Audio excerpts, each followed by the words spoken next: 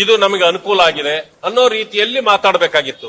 ಆದ್ರೆ ಪರಿಸ್ಥಿತಿ ಬದಲಾಗಿದೆ. ಕೇವಲ ಇವತ್ತಿನ ದಿವಸ ಸರ್ಕಾರ ನಮಗೆ ಗ್ಯಾರಂಟಿಗಳ ಹಣ ತಲುಪಿಸಿಲ್ಲ, ನಮಗೆ ಅಕ್ಕಿ ಕೊಟ್ಟಿಲ್ಲ, 2,000 ರೂಪಾಯಿ ಬರಬೇಕಾಗಿತ್ತು ಬರಿಲ್ಲ, 6 ತಿಂಗಳಿಂದ ನಮಗೆ ವಂಚನೆ ಆಗಿದೆ, ಮೋಸ ಆಗಿದೆ, ಸರ್ಕಾರ ಗಮನಿಸಿಲ್ಲ.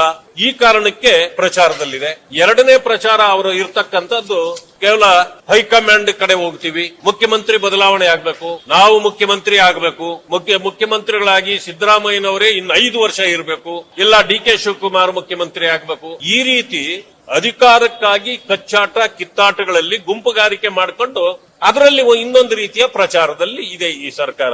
ಆದ್ರೆ ಇವತ್ತು ನೋಡಿ, ನಾನು ಬಹಳ ದಿನಗಳಿಂದ ಹೇಳ್ತಿದ್ದೇನೆ, ಬೆಟ್ಟಿಂಗ್ ದಂಧೆಯಲ್ಲಿ ಇವತ್ತು 3 ಜನರ ಪ್ರಾಣತ್ಯಾಗ ಆಗಿದೆ. ಇವತ್ತಿನ ದಿವಸ ಆನ್ಲೈನ್ ಬೆಟ್ಟಿಂಗ್ ದಂಧೆ ಅವ್ಯಾಹತವಾಗಿ ರಾಜ್ಯದಲ್ಲಿ ನಡೀತಾ ಇದೆ. ಬಡವರ ಬದುಕನ್ನ ಈ ಆನ್ಲೈನ್ ಗೇಮ್ಸ್ ಕಿತ್ಕೊಳ್ತಾ ಇದೆ. ಇವತ್ತು 3 ಜನರು ಸೂಸೈಡ್ ಮಾಡ್ಕೊಂಡಿದ್ದಾರೆ ಅಂತಂದ್ರೆ ಇದರ ಬಗ್ಗೆ ಗಮನ ಹರಿಸಲಿಕ್ಕೆ ಸರ್ಕಾರಕ್ಕೆ ಸಮಯವೇ ಇಲ್ಲ.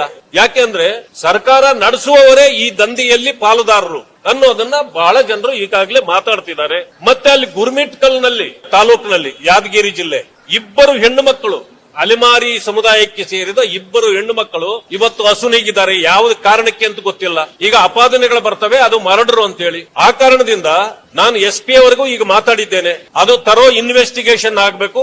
ಈ ಸರ್ಕಾರ ಜನರ ಪ್ರಾಣ ಮಾನಗಳ ವಿಚಾರದಲ್ಲಿ ಒಂದು ರೀತಿಯ ಆಟ ಆಡ್ತಾ ಇದೆ. ಅವರಿಗೆ ಜನರ ಬಗ್ಗೆ ಕಾಳಜಿನೇ ಕಳ್ಕೊಂಡಿದ್ದಾರೆ.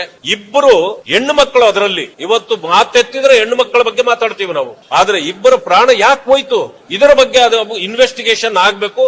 ಲೋಕಲ್ ಎಲ್ಲ ನಮ್ಮ ಬಿಜೆಪಿ ಲೀಡರ್ಗಳಿಗೂ ಕೂಡ ನಾನು ಈಗ ಮಾತಾಡಿದ್ದೇನೆ. ಅವರಿಗಾಗಿ ಸ್ಥಳಕ್ಕೂ ಹೋಗಿದ್ದಾರೆ. ಯಾವ ಕಾರಣಕ್ಕಾಗಿದೆ ಅನ್ನೋದನ್ನ ಮುಚ್ಚಾಕಲಿಕ್ಕೆ ಕೆಲವರು ಪ್ರಯತ್ನ ಮಾಡ್ತಿದ್ದಾರೆ ಅಂತಕ್ಕಂಥದ್ದು ನನಗೆ ಬಂದಿದೆ.